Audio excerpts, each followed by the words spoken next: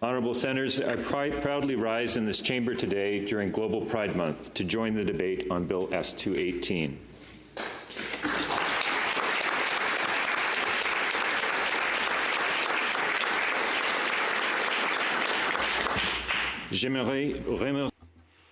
I would like to thank our colleague, Senator Harder, for introducing this crucial bill at such an important time in Canadian history. Those of you who know me will know that I'm passionate about the need for Canada to realize its full economic potential. I'm particularly seized with the need to act boldly and meet the moment, sentiments I share not only with our Prime Minister, but with Canadians across the country.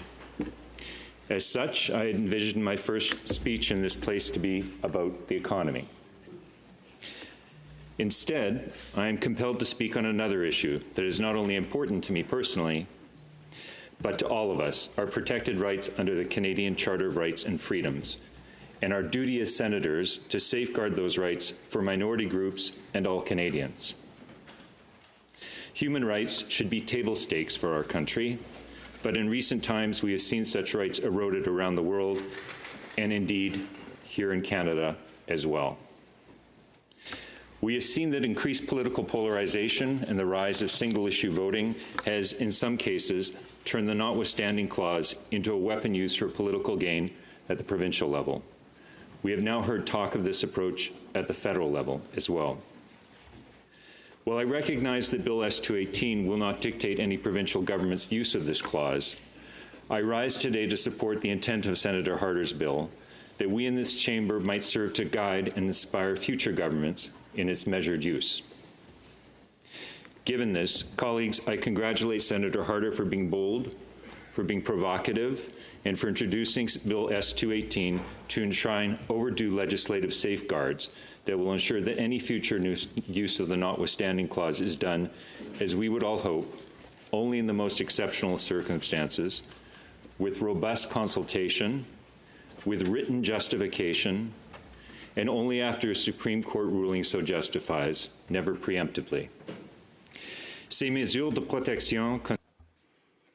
These measures will help protect minorities and marginalized populations. Indeed, by protecting minorities, we are protecting the vast diversity that lies at the heart of our Canadian identity and strengthens our ties with the international community. I'm going to take a slightly different approach from our colleagues who have spoken to this legislation already, and maybe share a bit more of a human perspective in terms of what this might mean.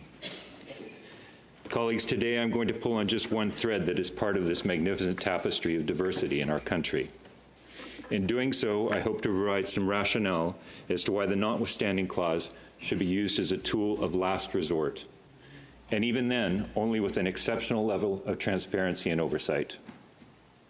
Today, the one thread of our tapestry that I will give voice to are the stories of just a few members of the 2S LGBTQIA+ community.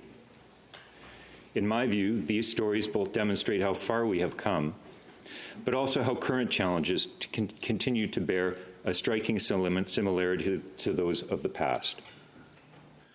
Honourable Senators, I would like to give forewarning that some of what follows may be difficult to hear and difficult for me to say. In 1982, the same year that the Canadian Charter of Rights and Freedoms came into effect, a young teenage boy struggled with the realization that he was attracted to men. He felt ashamed as he fought unsuccessfully to deny his feelings. Self-hate and thoughts of self-harm were part of his daily life. He lived in fear that this information might get out and would lead to ridicule, bullying, and almost certainly violence. Given the duress this youth lived under, it is sad to think that he was safer in some ways back then than some kids are today, over 40 years later. In those days, no province was pushing through legislation that would require his teachers to disclose his identity to his parents or to anyone whom he did not want to know. And so he kept this secret safely hidden throughout his high school days until the time came when he felt comfortable to share this part of his identity with his family and friends. A decade later, that same young man had emerged confident, long free of the terror of being found out. He'd come to embrace his difference and indeed had taken on a leadership position in his community, among other things, championing queer rights. He believed that the world was changing for the better. Then one night in December 1996, that confidence was shaken. As he was walking home from the pub with some friends, a car screeched to a halt and 3 male teenagers leapt out of the vehicle. "You're going to die, faggot," were among the slurs shouted as one of the teenagers fractured the face of the young man with a tire iron. The reconstructive surgery that followed was the easy part. What took much longer to heal was the confidence to walk down the street holding hands with another man. The police refused to characterize this as a hate crime, instead recording it as a traffic incident. Fortunately, I doubt that would be tolerated today. As some of you may have guessed, that once young man now stands before you in the Senate of Canada.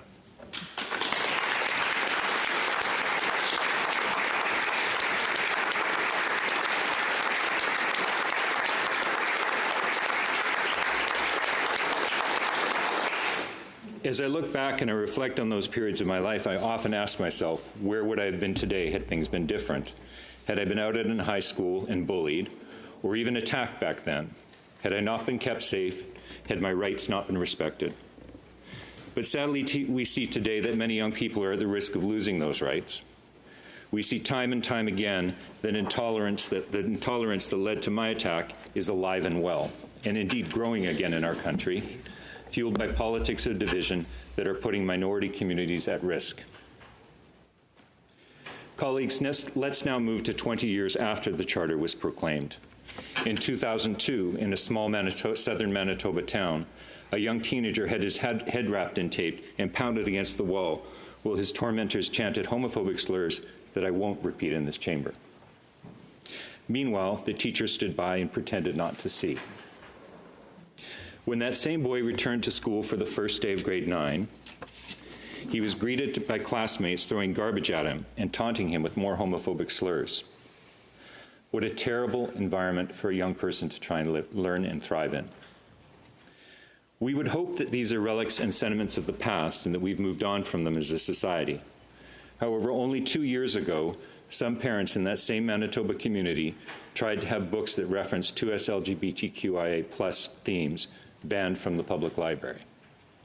I can only imagine how a young person who identifies as queer might feel in such an environment. Also 2 years ago, in British Columbia, a non-binary child was sobbing while they watched the news with their father. Saskatchewan was invoking the notwithstanding clause to block legal challenges to a law forcing teachers to disclose students' chosen pronouns.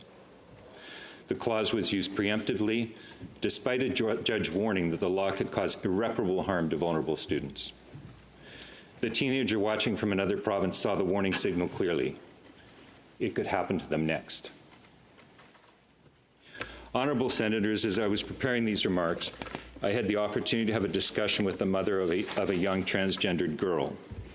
To protect the family, I will just say they live somewhere in Canada. Here is what she said to me. "We didn't ask for a transgender child. Nobody hopes for a more difficult life for their child. The lives of transgender children are debated in legislatures around the world. Governments decide on a whim whether our child is allowed or not allowed to exist. Some party leaders and candidates running to be elected to political office are willing to sacrifice transgender children in a vain attempt to win votes from constituents. Our child is like any other. She wants to play, learn, and grow. We didn't ask for a transgender child, but our lives are brighter, richer, and more fulfilled because of it. She is exactly who she is meant to be." This family that I know personally lives in fear that a future government may well invoke the notwithstanding clause to target the trans community for political gain. Can you imagine living in fear of democracy in Canada? Honorable Senators, although these stories are upsetting and distressing to hear, they simply represent a tiny sliver of what is happening in Canada right now, and are just those from my own direct experience and of those of people close to me. They are a reminder of the human consequences of discrimination. Sadly, in many of these cases, it is young people who are suffering the consequences. Although provincial governments of all stripes have used the notwithstanding clause since the enactment of the Canadian Charter of Rights and Freedoms in 1982, as Senator Harder remarked, more recently, populist governments have championed it for very specific and targeted groups. This is inarguable. Given the diversity in this chamber, I know as I look around that many of you have similar stories of having faced discrimination in your own lives. Maybe they are based on gender, race, or cultural backgrounds, but I know many of you have these stories. I would encourage us all to share these experiences and those of our loved ones. Maybe even include them in your own comments on this bill. It is from that seat of understanding and empathy that we will collectively grow to do better and to be better. Bien que la mise en œuvre. While the implementation of a framework governing the use of the notwithstanding clause in a federal context will not have a direct impact on the decisions of provinces that have chosen another path, it does represent an opportunity for Canada and for us here today to set an example. Over time, this example could be followed by one province, then two, then more. To look south of the border to be reminded how democracy can be weaponized. Many are being deported in the United States because they have tried to provide a better life and, in many cases, a safer life for themselves and their children. We must not pretend that Canada is immune. We see early signs of populism threatening minority rights here too. Honorables sénateurs et sénatrices. Honorable Senators, the bill before us is of the utmost importance. I encourage each and every one of you to support this bill and ensure its speedy passage through this chamber. We'll be sending the strongest signal possible that this chamber stands behind the Canadian Charter of Rights and Freedoms, as well as the values and beliefs that this country has become synonymous with, both domestically and abroad. And maybe one day, that transgender girl will stand here as a senator, and her first speech will be about the economy. Thank you.